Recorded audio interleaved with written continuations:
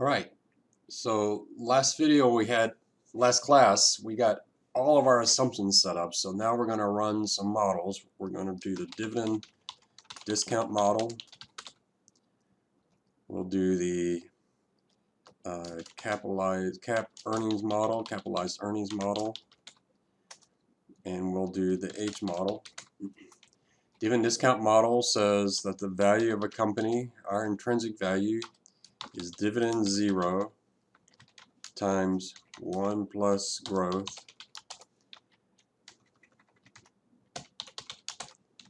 divided by our discount rate minus growth. So we have all that set up. So we'll just do equal dividend 0. There's dividend 0 times 1 plus, here we're going to use a long-term growth, divided by our KE minus long-term growth. And that gives us our value. Cap earnings is very, very similar to the dividend discount model, except for we use EPS 0. We don't use growth, we use inflation. So everything else is exactly the same. Remember, for this firm, and it's very important in your paper, explain the cap earnings, because it's not a well-known model. So explain it. It's in the class notes. All you got to do is just edit that and put it in your own words. So we'll do equal earnings per share 0 times 1 plus inflation divided by KE minus inflation.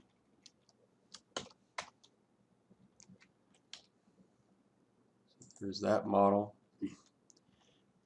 And you notice I'm putting extra parentheses in just to make sure. So I'm putting parentheses around all of this just to be sure. You don't really need it, but you want to make sure you don't have something going on in your function that might throw you off. So if you want to see the actual cells I'm using, there's the actual formula.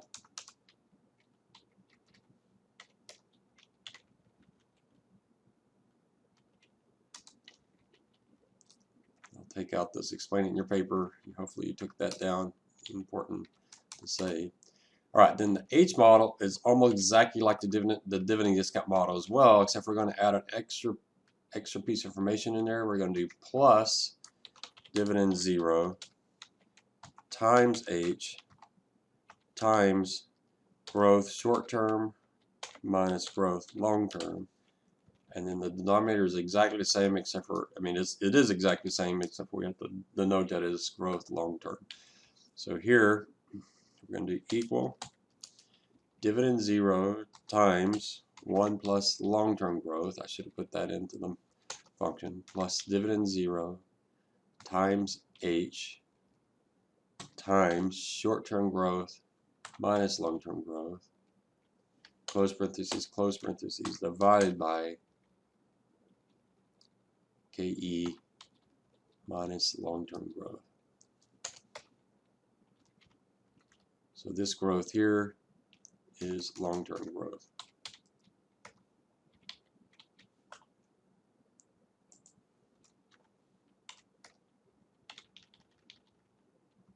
I'll put it down here so you can see it. Now I always like to check. I'll just do a real quick check. I'm going to take this formula and bring it down. I'll put the apostrophe at the beginning so I can bring it down. I don't want to copy because then it changes all the rows. So the only difference between dividend discount model and the H model is this middle section right in here. So if I take out the first part of this formula, the dividend times 1 plus growth, and see what that is, then that should be the difference between my dividend model and my H model. And sure enough, when I add that 1721 is the dividend 0 times H times growth long term minus growth short term divided by KE minus growth long term. That's $17.21. If I add $17.21 to my dividend discount model, I get the H model. So it's essentially that extra period of growth, that 2.5 years where we start at 8% and get down to 4%, that actually adds $17 to my price. So I just double check that. I'm going to put the current price in here. So I go out to Yahoo Finance, put in Walmart. The current price is $121.80. So my recommendation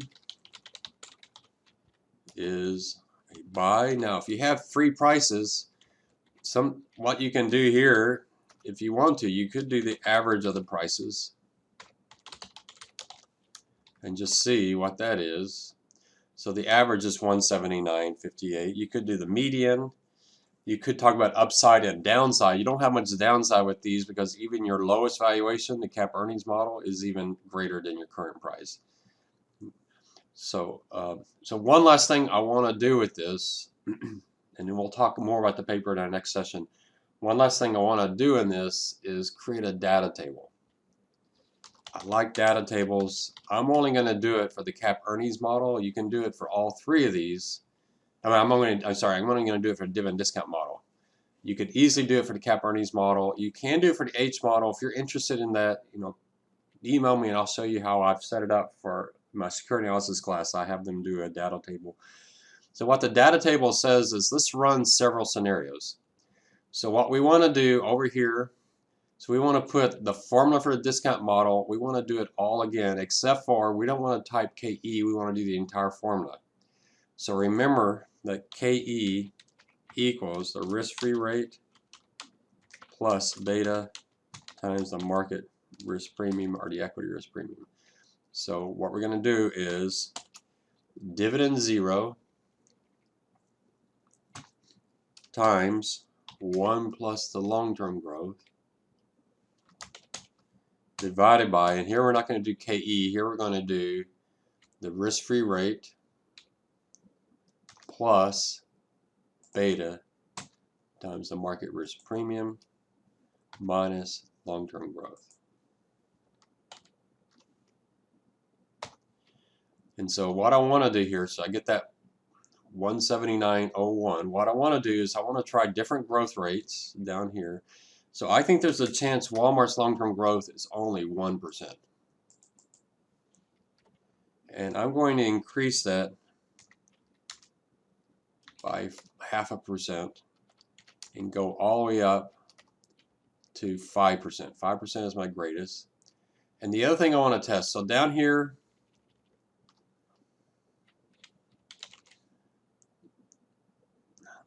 I'm just going to look at growth. All right, so this is all growth. So I'm going to merge all those cells. I want to merge them, and I want to center it. So this is all my growth assumptions. And then I'm going to do my betas over here. What I want to do, I want to say, I want my lowest growth here, my highest beta there. So I'm thinking with Walmart, the highest beta I have for Walmart. Walmart is definitely a below 1 company. So my highest beta is 0.9. Maybe I would do 0.95, but I doubt it. And I'm going to subtract, not add, 5. And I think the lowest beta might be 0.55. I can't see getting down to 5. We'll see that we won't be able to do that anyway. You'll see why in a little bit. So I'm going to make this my beta assumption. And so then what I do, once I got it set up, you just highlight that entire table, and then you do data, what if analysis. So again, you highlight the whole area, you do data, what if analysis, and you do data table. It's going to say the row input. Well, row input is beta. So I go up to here and say, okay, there's my beta. That's my row input. And my column input is long-term growth. So I'll go up to long-term growth and click on that and say, okay. And it will give me prices for Walmart for all these scenarios. And so here I'm going to do a few things with this. I'm going to highlight it. So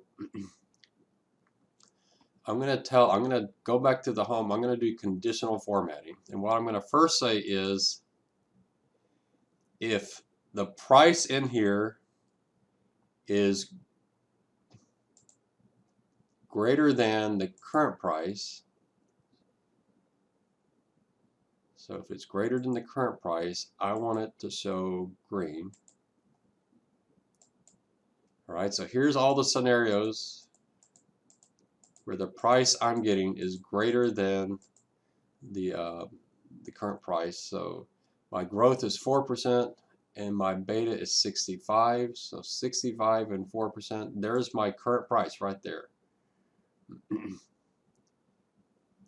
I think I'm going to start, well, yeah, that's fine. All right. The next thing I'm going to highlight is do conditional formatting. I'm going to say if it's less than, if my current price is, if my value is less than the current price, I want that to be red.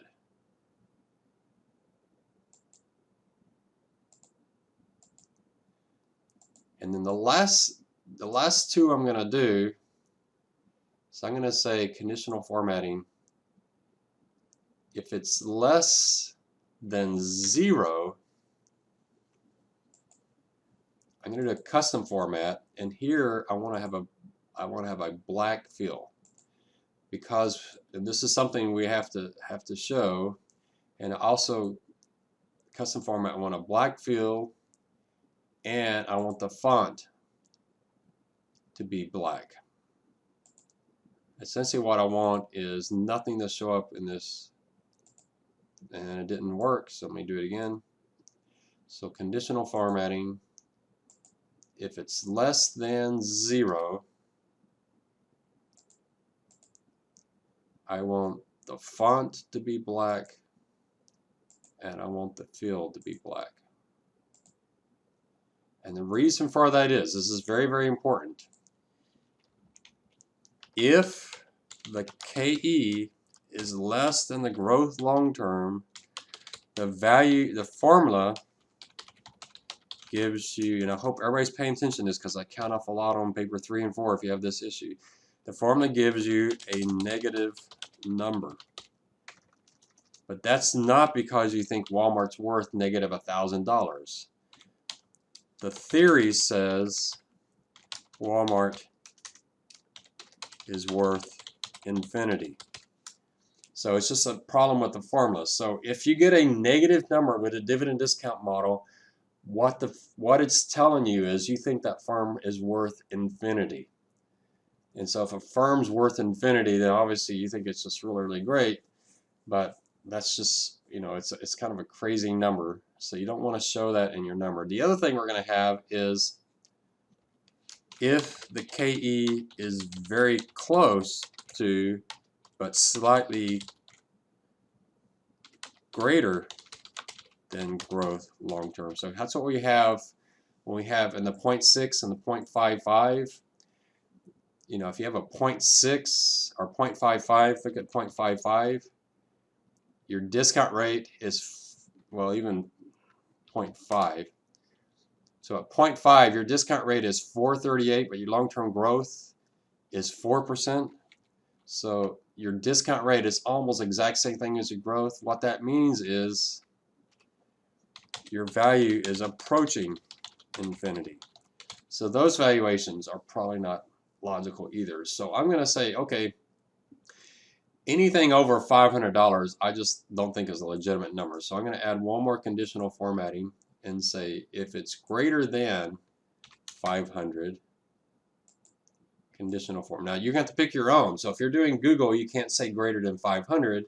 Or if you're doing Alphabet, you can't do greater than 500 because it's $1,000 stock. So in that case, you've got to use a higher number. But look at the valuations, and when your discount rate gets really close to your growth rate, that's when you want to put that conditional formatting in. So essentially what I'm saying, these things in the black don't really count. Now what I'm going to do is highlight the area I think is my most likely scenario. So I really think Walmart's beta is probably in the 0.75 to 0.6 range, and their growth is in here. This is what I think is Walmart's valuation. Again, it's very subjective. You got to pick your own, but I'm going to put a thick, bolder outline. there. And on the font, I'm going to bold all of these. And so this is the area I think Walmart is worth. So now I said, okay, it's a buy, but when I look here, here's my actual valuation. So my 0.65, maybe my base case should have been 0.7. Now, remember, you have to go back. You don't want to get too much editing around. But now when I look at this, say, you know what? I think 0.7 might be more my range. You could certainly do that. But when you look at it, it's still a buy, but I'm going to put it in as a weak buy. My valuations look good, but small changes my assumption, and then the stock starts looking really, really bad. So this is very sensitive, and that's one of the problems with these dividend discount models and any evaluation model. Very, very, very sensitive to your assumption. But then you can clean this up. Here you can bold it, give it a nice.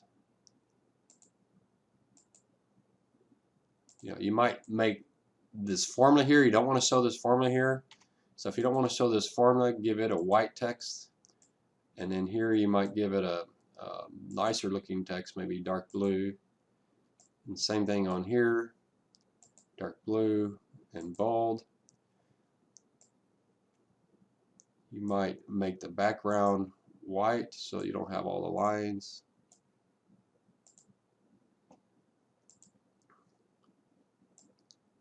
You might take the whole thing and format it and give it a border.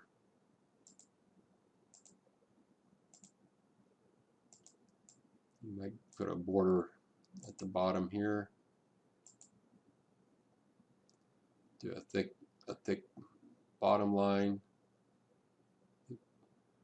bottom border, and here you might put border,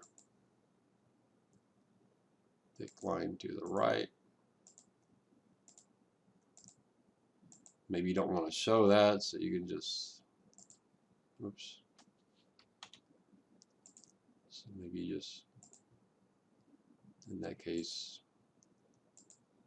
make sure the color here is the same as the color of the background. However you want to do cleaned up. And then you can copy and paste this into your paper. If you want to show beta and growth, then you'd have to get the word growth over here on the side. You can work all that out. You can do growth, and you can definitely change the font. The text, you can do it like that. So, if you wanted to, I'm going to have to mess this up to get it to work.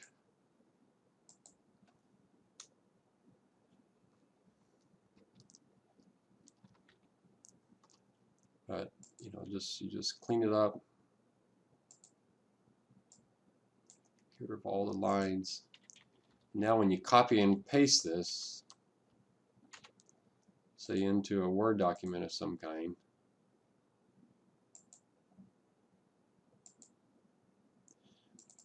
it should, we'll see how good of a job it does. If we paste this, paste special as a bitmap, yeah, it comes in looking really, really good. You can put that into your paper. You now have something that shows you got a buy, but not a strong buy, because yeah, your stock is there, but your base case assumption is somewhat in the right.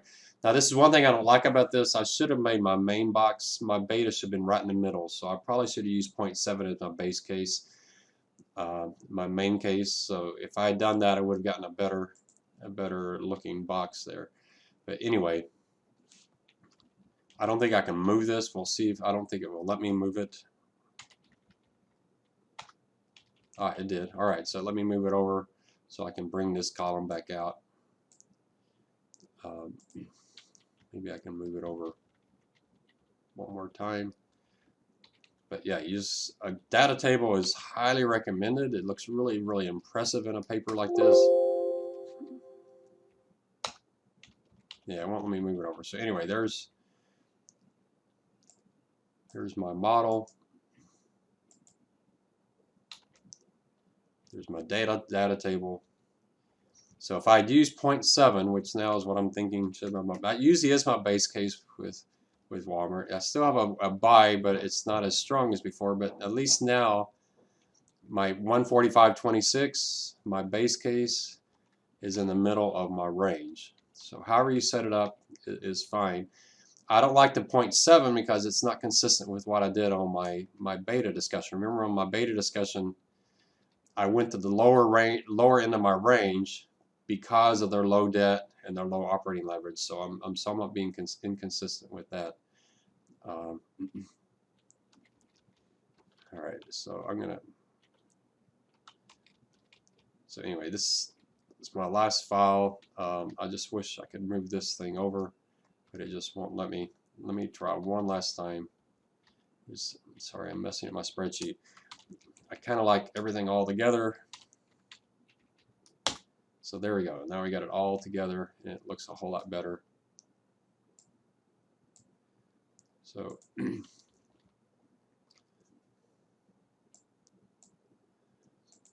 now back to my original assumption. This is what I'm going to save, and I'll think about putting this out on Blackboard. I prefer you build this all on your own. But next session, what we'll do is we'll walk through this whole thing again and show you an example paper and just make sure you're ready to do papers 3 and 4. But we've essentially done everything we need for papers 3 and 4 other than writing it up in words into a Word document.